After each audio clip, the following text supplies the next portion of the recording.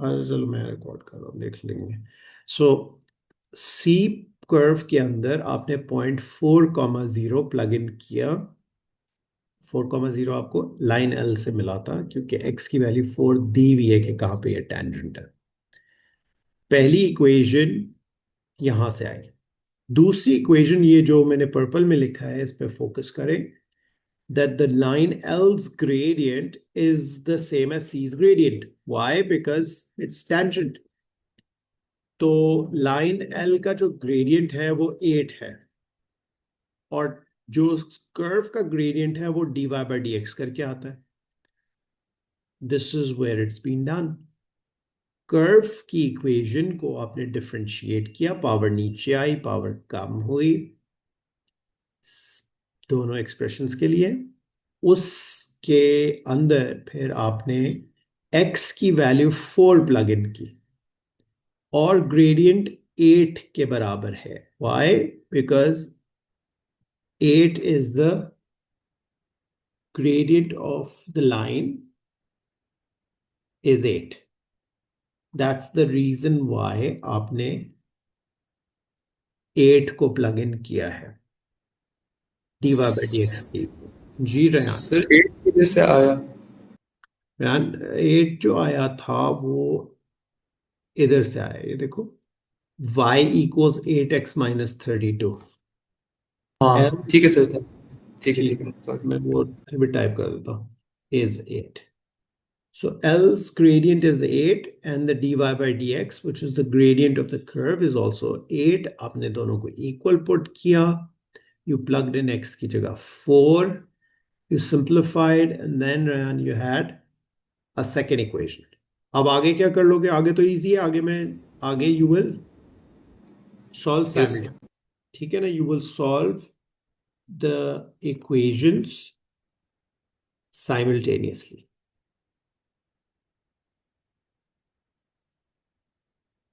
आगे चलें।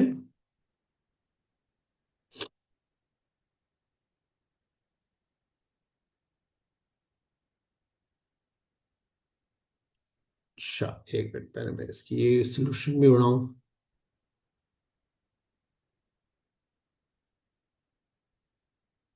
Okay, this was not very tough. Try it. Ji सबेना, 8 y equals mx plus c की वजह से सबेना उसका ग्रेडियंट 8 था। Do get it? जो स्ट्रेट लाइन थी उसका जो ग्रेडियंट बन रहा था y equals mx plus c की वजह से, वो 8 था। ठीक है, गुड।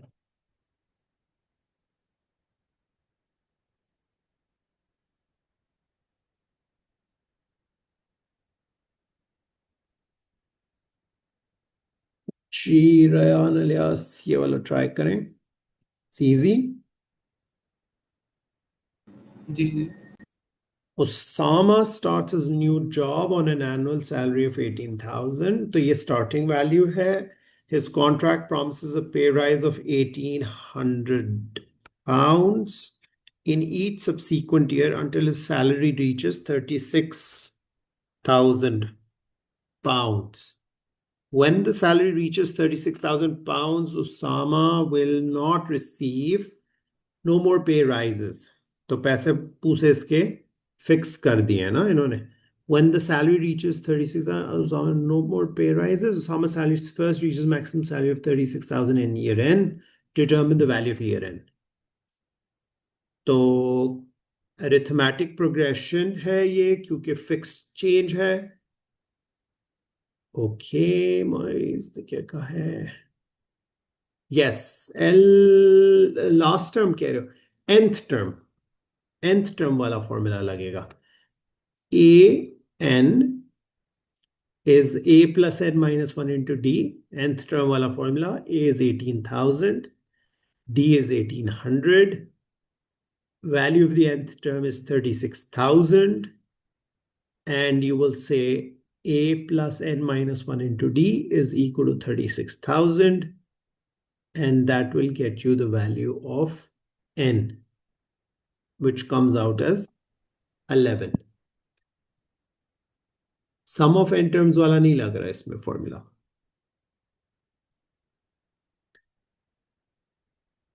जी 36 ठीक है। I get what you are saying. So n की वैल्यू 11 आ गई। अगले पे चले। Part b. It has a b c d, d part b है इसका।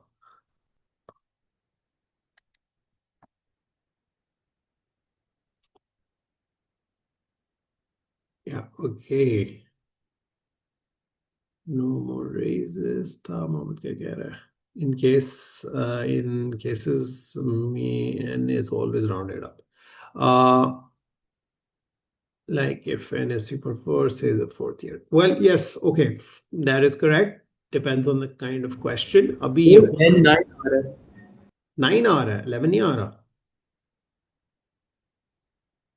Okay, are you sure? Sir check किया, देख लो। अच्छा, चलो अभी कर लेते हैं।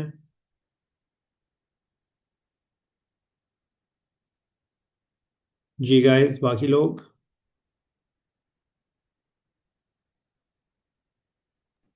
सर बिल्कुल गलत ये कह रहे हैं, N11 है। सही है। ओके, N11 आ गया। फिर उसके बाद आ जाते हैं, ये बड़ा सबलिमिनल किस्म का बड़ा ही नोटी क्वेश्चन है। इन्होंने उसामा किया, एन की वैल्यू 11 ले आए। फाइंड उसामा's total salary earnings during the first n years of his employment. अब वो 11 years में उसने कितना कमाया है? How much money has he earned? Total salary earnings. So what should happen to the total salary earnings? क्या करना चाहिए हमें उसके लिए? सम ऑफ 11 टर्म्स फॉर्मूला लगा लेना चाहिए, एस एन। तो एस एन में एन की जगह आप पुट करोगे 11, ए आपका 18,000 और डी आपका 1800। तो ये आपके पास बनेगा सम ऑफ 11 टर्म्स का formula. This is his earnings in by year n. Note कर लो इसको, लिख भी लो। और एनी क्वेश्चंस? वैसे it's easy.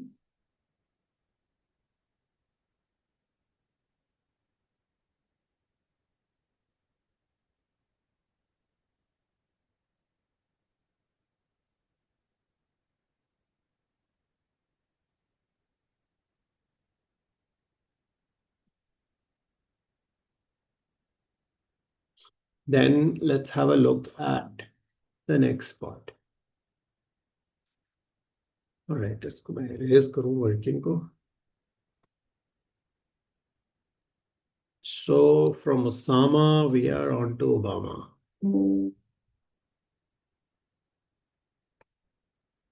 Obama starts his new job at the same time as Osama on an annual salary of £8.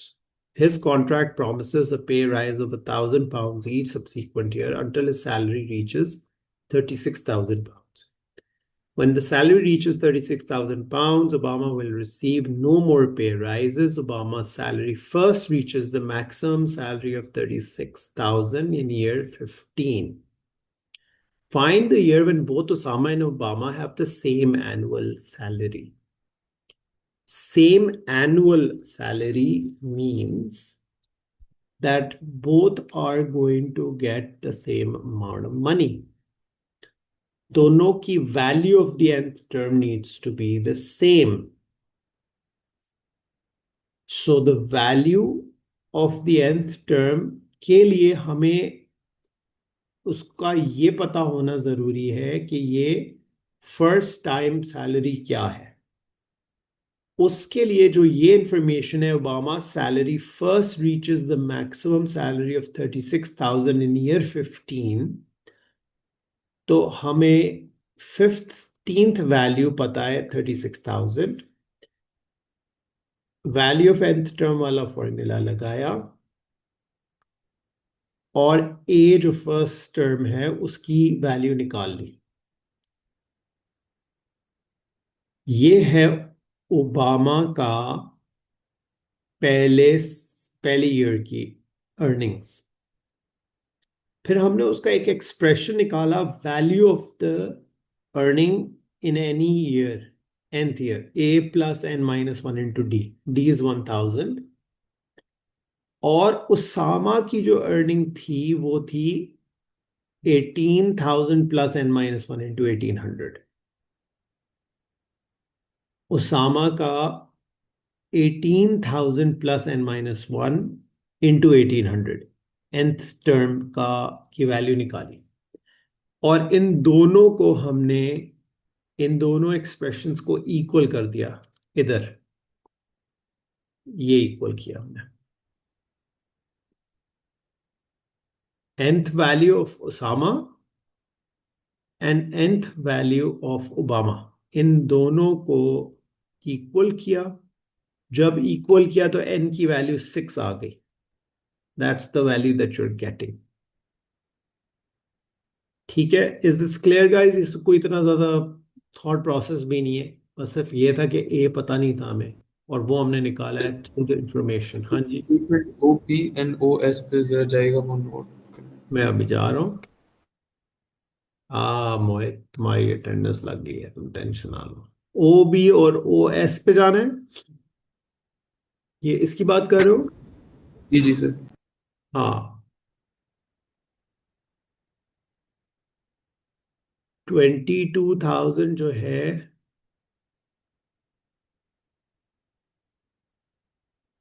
मैं तुम्हारी मैं अटेंडेंस स्क्रीनशॉट लेता हूँ। ठीक है सर, समझ आ गया। Alright, good. फिर हमारे पास अगला सीन ये है, इन पार्ट, ये पार्ट सी हो गया, 6 आ गया। Part D, calculate the difference in the total salary earnings between Osama and Obama in the first 15 years of their employment. अच्छा, ओबामा ने तो ईयर 15 में जाके 35,000 अर्न करना शुरू किया ना, ये जो इन्होंने स्टेटमेंट दिया 36,000 ईयर 15 में, तो ओबामा का जो सम है और दूसरे का जो सम है, Abdullah, what do you want, another session? No problem, लेकिन मुश्किल है, like later on maybe, you know, sum of 15 terms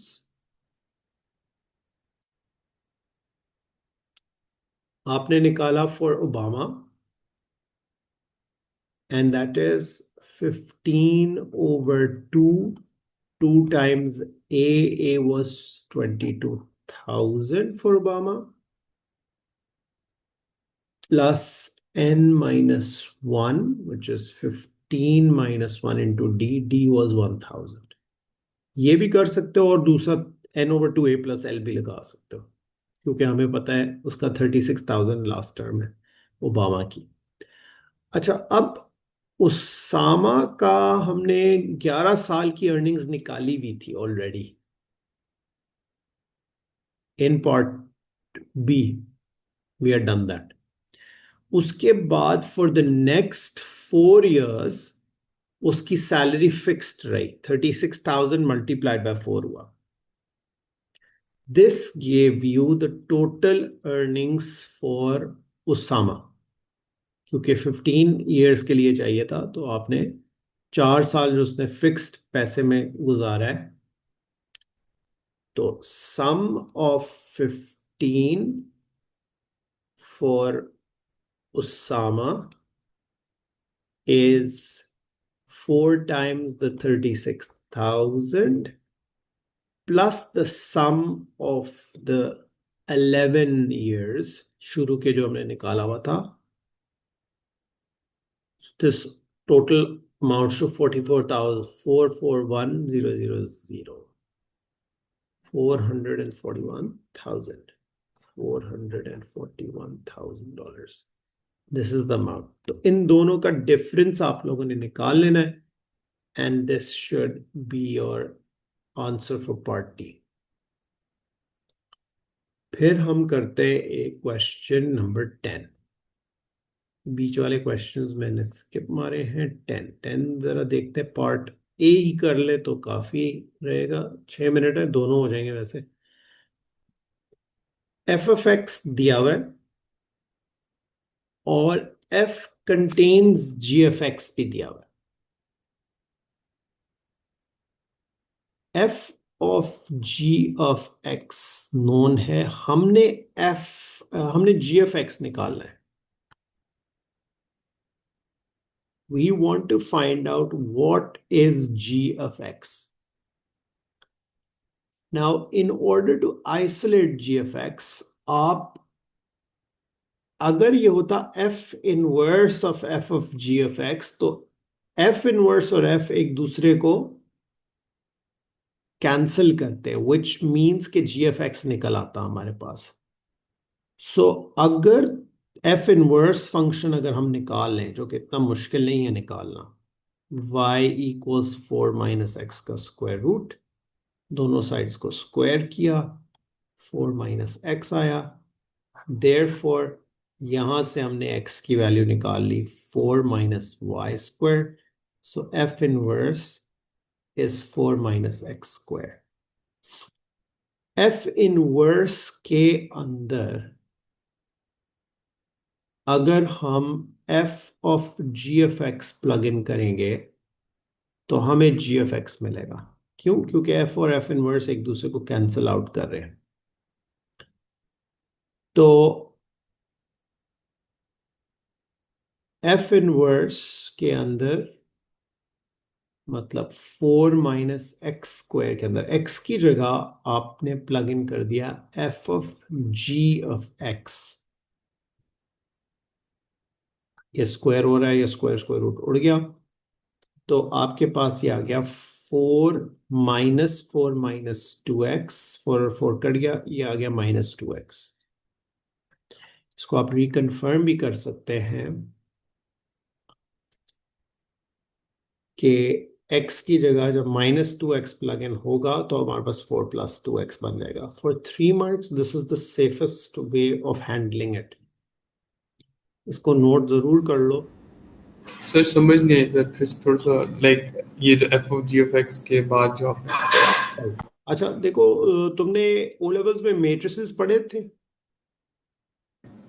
नहीं sir, I don't but think ठीक है, हम कोई आईजी नहीं, से। ठीक है आईजी में सही है। एफ ऑफ एफ इनवर्स जो होता है ना, वो रेहान एक्स के बराबर होता है। एक दूसरे को ना ये कैंसिल करते हैं अपने, ठीक है। तो अगर मैं कहूं F of F inverse of 2 तो आंसर 2 आएगा। F of F inverse of 3 तो आंसर 3 आएगा। F of F inverse of ji of X तो आंसर जी ऑफ एक्स आएगा। Do you understand that? जी अब मैंने यहां पे, मेरे पास f कंटेन्स g दिया हुआ है, f ऑफ g दिया हुआ है, g को मैंने निकालना है। I have to get rid of f। In order to get rid of f से पहले मैं f इनवर्स इंट्रोड्यूस करूंगा। बीच में मैं नहीं कर सकता कुछ भी इंट्रोड्यूस, मैं उससे पहले कर सकता हूं या इसके g के बाद इंट्रोड्यूस कर सकता हूं। Do you understand this? जी सर। तो मैंने f से पहले f इनवर्स इंट्रोड्यूस किया। What does that mean? That means f inverse will contain f of g of x। जब ऐसा होगा जो आंसर आएगा वो g of x के बराबर होगा। ठीक है, ये बात नोट कर लो, ये वाली बात। जी सर, मतलब सर जैसा आपने कहा था कि F of inverse F two है तो टू आंसर है, तो उसी हाँ में एफ ऑफ इनवर्स की जगह अब F of ji of X आ गया तो आंसर जी ऑफ एक्स होगा। यस, क्योंकि f इनवर्स और f उड़ जाएगा तो आंसर g of x आ जाएगा। अब f इनवर्स ठीक है। निकालना तो कोई इतना मसला नहीं था ना। नहीं सर। एफ इनवर्स के अंदर फिर ये जो एफ ऑफ जी है ना, ये पूरा डाल दिया इस एक्स की जगह, ये पूरे एक्सप्रेशन को प्लग इन किया।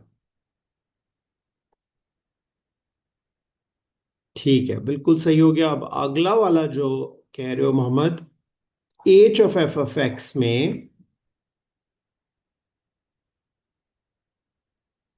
मैं इधर लिखता हूं Mohammad, h of f of x में I want to isolate and get my h of x out. So what I will do is I'll have to introduce f inverse बाद में. Do you understand that? Ryan Ilyas, do you understand the sequencing? Sir एक बार फिर से बोलिएगा. हाँ, f of देखो ये part B में वो जी, कहता जी. है कि एच ऑफ एक्स निकालो ना. तो मेरे पास इन द क्वेश्चन यहाँ पे एच ऑफ एफ दिया हुआ है ना. जी, जी. एच ऑफ एफ दिया हुआ है. अब मैंने एच निकालना है. एफ का इनवर्स मैं अगर इसके अंदर प्लग इन कर दूं, if I put F of F inverse, G, तो कैंसिल आउट हो जाएंगे फिर से. यस, तो वो भी x के बराबर होता है. तो f of f inverse cancel out हो जाएंगे. तो दैट मीन्स कि मैं अगर h ऑफ f इनवर्स करूं तो मुझे h ऑफ x मिलेगा. अब f inverse h of f के अंदर डालना है. f इनवर्स तो तुमने निकाला हुआ था 4 माइनस एक्स स्क्वायर. तो 4 माइनस एक्स स्क्वायर तुमने प्लग इन करना है h ऑफ f के अंदर. मतलब इस x की जगह तुम लिख रहे हो 4 माइनस एक्स स्क्वायर माइनस 4.